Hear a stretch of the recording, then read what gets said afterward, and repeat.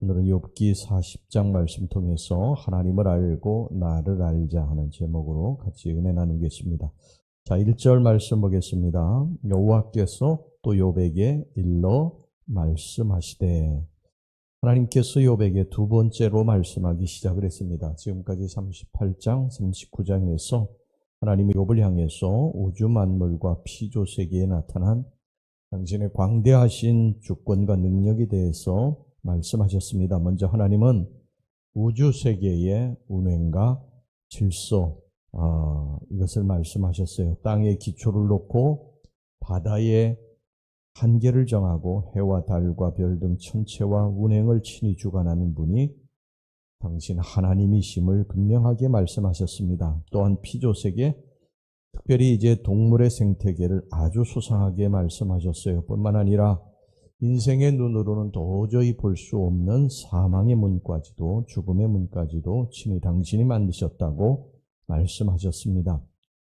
사실 자연계, 우주 만물을 우리가 다 볼 수 있는 것이죠. 그 질서의 오묘함이라고 하는 것은 이루 말할 수가 없습니다. 그 속에서 우리는 하나님의 섭리하심을 보는데, 어떻게 되면 봄이 되면 그렇게 봄꽃이 피고요. 또 여름꽃이 피고, 또 때가 되면 열매를 맺고, 때가 되면 흙으로 돌아가는가. 어떻게 태어나면 누가 가르쳐 주지도 않았는데 그렇게 부모와 똑같이 살아가는가. 이 소똥구리라고 하는 이 곤충은 소똥 속에 알을 낳고요, 부화시킵니다. 때가 되면 이 소똥구리는 소똥 속에서 나와가지고 누가 가르친 것도 아닌데 그 소똥으로 또 날아가서 소똥을 떼가지고 소똥을 굴립니다. 뭐 냄새나는 소똥이 뭐가 좋다고 그걸 그렇게 찾아가겠습니까?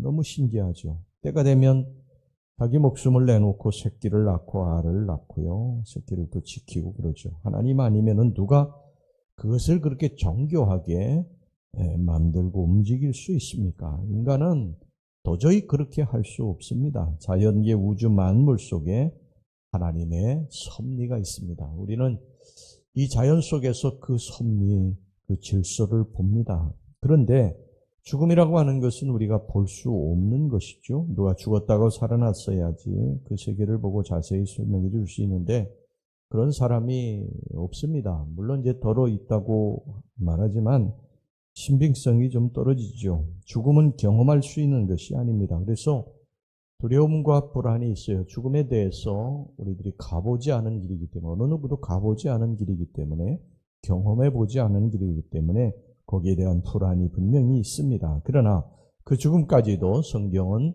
하나님이 만드시고 인도하신다는 것을 말씀을 하고 있어요. 우리 예수를 믿습니다.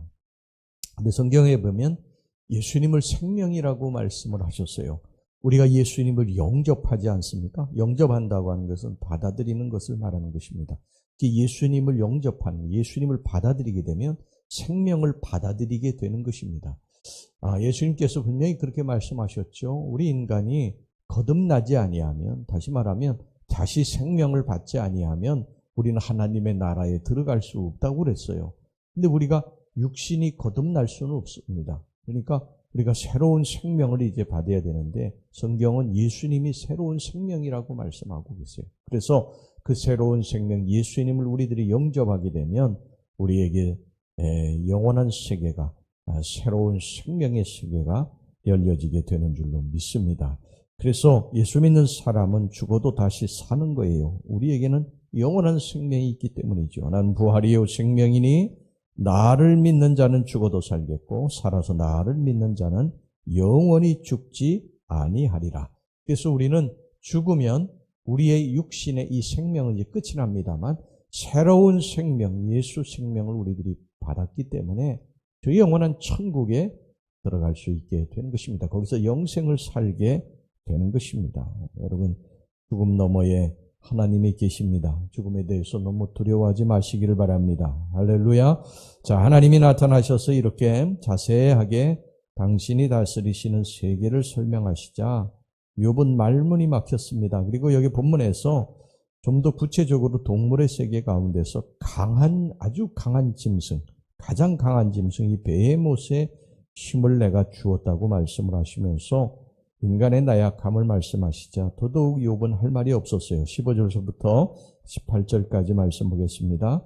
이제 소같이 풀을 먹는 배의 못을 볼지어다. 내가 너를 지은 것 같이 그것도 지었느니라. 그것의 힘은 허리에 있고 그 뚝심은 배의 힘줄에 있고 그것이 꼬리치는 것은 백향목이 흔들리는 것 같고 그 넓적다리 힘줄은 서로 얽혀 있으며 그 뼈는 녹관 같고 그 뼈대는 쇠막대기 같으니. 여기서 배의 못이 어떤 짐승이냐, 구체적으로 어떤 짐승인지 학자들은 모릅니다. 악어라고 하는 사람도 있고 하마라고 하는 사람도 있고 물소나 코끼리라고 하는 사람도 있는데, 그래서 어떤 짐승인지 정확하게 모르기 때문에 그냥 음역으로 배의 못이라고 여기 기록을 한 것입니다. 근데 엄청난 힘을 가진 동물이라고 하는 것은 우리가 알 수가 있죠. 그 짐승도, 근데 그 엄청난 힘의 짐승도 하나님이 만드셨다는 것입니다. 여러분, 우리 신앙생활의 처음과 끝은 뭐냐면 하나님을 알고 나를 아는 것입니다. 하나님은 창조주하시고 우리는 피조물이다. 이것을 아는 게 신앙생활의 처음과 끝이에요. 이것만 분명하게 알고 있다면요, 문제될 것이 없습니다. 고난이 왔다고 합시다. 여러분, 조물주가, 창조주가 우리에게 고난을 주시는 것인데, 토기장이가 토기를 만드는 것인데, 금그릇도 은그릇도 만드는 것인데, 왜 나를 이런 그릇으로 만들었냐고 항변할 수 없지 않습니까? 창조주가 계획이 있어서 그렇게 한 일인데 피조물인 내가 무슨 할 말이 있겠습니까? 여러분, 성공했다고 합시다. 창조주 하나님이 성공시켜 주신 건데 무슨 교만할 일이 있겠어요? 그죠? 감사합니다 할 말밖에 없는 거예요. 우리는 창조주 하나님 앞에 고난이 와도 왜 내게 이런 고난이 왔느냐고 말할 우린 자격이 없습니다. 우린 피조물이기 때문에 창조주가 그렇게 하신 것이니까 이제 하나님의 뜻이 있으면 있습니다. 그렇게 사는 것이죠. 내 인생이 아닙니다. 내 인생이 아니고 하나님이 만드시고 하나님이 이끌어 가시는 인생이니까 무슨 할 말이 있습니까? 그냥 그분의 처신만 바랄 뿐인 것입니다. 지금까지 욥과 그의 친구들이 벌인 변론, 그것이 무슨 소용이 있습니까? 하나님이 하시면 하시는 것이고 하나님이 그치시면 그치는 것입니다. 더 이상 피조물을 할 말이 없는 거예요. 연약하고 피조물은 다 한계가 있습니다. 우리의 경험도 한계가 있고 우리의 지식도 한계가 있고 우리의 능력도 한계가 있고 우리의 지혜도 한계가 있습니다. 내가 할 수 있다고 하는 것이 무엇입니까?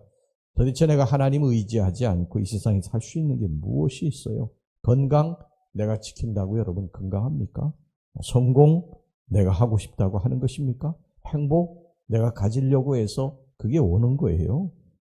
여러분, 우리가 이게 아닌 걸 인생을 살아봐서 알지 않습니까? 그게 안 되는 거예요. 인간의 뜻대로. 인간은 다 건강도 원하고 성공도 원하고 행복도 원하지만 그렇게 안 되지 않습니까? 인간이 노력해서 오는 것이 아니에요. 물론 우리들이 해야 할 일이 있죠. 그것을 게을리 하라는 이야기는 아닙니다. 그러나 궁극적으로 모든 인생의 섭리는 이 계획과 뜻은 다 하나님이 정하시고 하나님이 이끌어 가시는 것이다. 우리가 아무리 건강하려고 운동을 하고 섭생을 해도요, 하나님이 건강 주시지 않으면 우리에게 건강 오지 않아요. 우리가 아무리 성공하려고 애를 쓰고 새벽부터 밤늦게까지 돌아다니고 애를 써도요, 우리 하나님이 우리를 성공시켜 주시지 않으면 우리의 그 노력과 수고, 애씀은 다 헛된 것이 되고 많은 것입니다. 사고 나지 않으려고 조심조심 다닌다고 그래서 사고가 피해가는 게 아니에요. 와가지고 뒤에서 들이박는데 어떻게 하겠어요? 어제 뉴스 보니까 전선줄이 끊어져가지고 전선에 감전이 돼가지고 병원에 실려가기도 하고 그러지 않습니까?